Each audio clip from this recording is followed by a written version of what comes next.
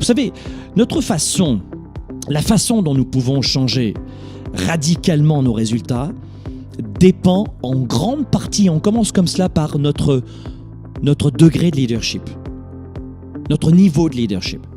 Rarement, ça viendra de notre voiture, de notre nouvelle montre, nouvelle robe, nouveaux pantalons, nouveaux vêtements, nos nouveaux sacs Vuitton. Ça vient rarement de tout cela, notre réussite. On achète en général notre réussite avec des objets pour faire croire aux autres. Mais à l'intérieur, on est une coquille vide. Un peu comme la confiance en soi. On va s'endetter avec une voiture très chère ou neuve, quitte à avoir un crédit pendant 3 ans. Mais on montre aux autres qu'on a réussi. On obtient de la reconnaissance artificiellement. C'est ce que j'appelle acheter son bonheur. Mais ça dure pas très longtemps comme stratégie, vous comprenez?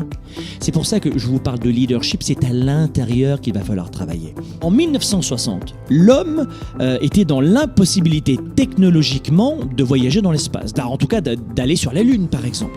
Mais à partir du moment où le degré de leadership a changé chez les scientifiques, les experts, les ingénieurs, eh bien ils se sont dit finalement, nous on veut rêver plus grand, on va augmenter notre degré de leadership, décision, action, clarté, etc., confiance, connaissance de soi, de nos forces, de nos talents, etc., etc.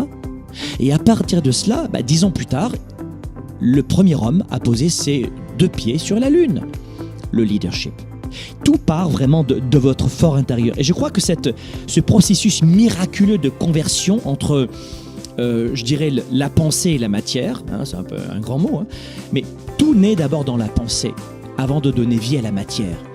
Mais avant de donner vie à la matière, je dis n'importe quoi, changer de travail, avoir un meilleur salaire, trouver l'homme ou la femme de sa vie, j'en sais rien, peut-être la maison de vos rêves, peu importe, tout ce qui est physique va d'abord naître ici, un peu comme l'architecte qui a d'abord son plan dans la tête, ou le sportif de haut niveau.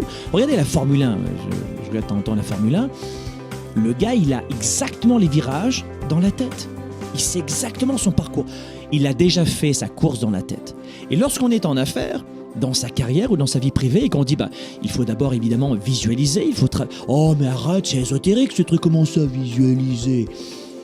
Mais c'est ce que font tous les grands leaders dans le monde des affaires, artistes, carrière, santé, sport.